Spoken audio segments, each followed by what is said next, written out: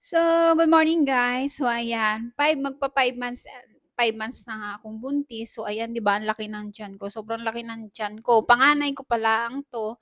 And sobrang laki ng pagkakabilog ng tiyan ko. So, hindi pa namin alam yung gender ni baby. And ayan, i-share ko sa inyo kung bakit wala akong stretch mark. Wala talaga akong stretch mark, guys. So, ayan. 'Di ba ang kintab ng tiyan ko? Mm. Wala akong siyang stretch mark. Eto, ano 'to, tawag dito, nagkaroon ako ng kati-kati nung nakaraan kaya naggano'n. So ayan, ang kintab ng tiyan ko, 'di ba wala akong stretch mark.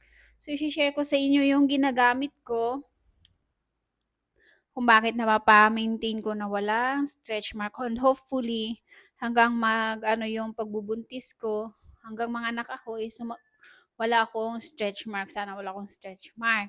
So, okay lang naman sa may stretch mark, 'di ba? Hindi naman ano, part talaga 'yan ng pagbubuntis natin, ng pagiging mother natin. Pero siyempre, 'di ba, ayan, share ko sa inyo yung ginagamit ko na pangpatanggal ng ano, yung parang hindi mag-stretch yung balat. So, eto tinuro ng tiyahin ko, ng mga kapatid ko, sabi daw kasi ng lola ko. Napaka-affordable niya, guys. Yes, langis. Langis ang ginagamit ko, guys, nung unang ano, first month, second month ko pa yatang buntis.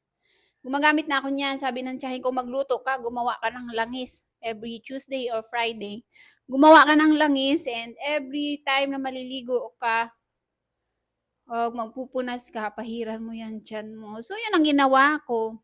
So eto, pangalawang beses na 'to. Kahapon, ginawa ko 'to kahapon kasi nga naubos na yung langis ko. Kasi nga ano, nakaabot na yata ako ng yung isang lutuan ko maabot ng 3 months, ganyan. So itong isang ganito, aabot 'to ng hanggang next year pa ulit 'yan bago ako magluluto ulit. So, yes, ganyan po ang ginagamit ko. Langis talaga ng niyog. Napakaano niya, guys. Hindi ko na kailangan bumili. Ang bibilhin ko lang is niyog lang and ako nang magluluto. Ako nang nagluluto ng langis dito. Ako nang naglalangis. So, yun. Kahit si daddy nalalagkitan minsan siyempre, 'di ba, pag langis. Pag matutulog na, ay hinahayaan lang niya ako kasi nga siyempre, para din naman sa akin yun. So, yun lang guys, sana sa mga katulad kong buntis, ayan langis puwedeng-puwede kung wala tayong pambili nung, mga 'di ba may mga binibili na iwas stretch mark gano'n. Yung mga nabibili sa online ngayon, kung wala naman tayong pambili, eto langis, napaka-affordable. Magkano lang magkano lang ang isang buo ng niyog.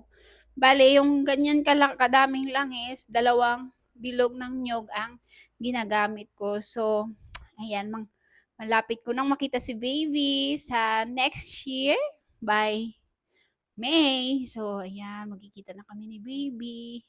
Hindi pa namin alam ang gender niya, pero ang laki talaga ng tiyan ko, guys, oh. Yung palda ko hanggang taas na. Pero siyempre kasi 'pag hanggang dito masakit. So, lagi kong nilalagay dito yung palda ko.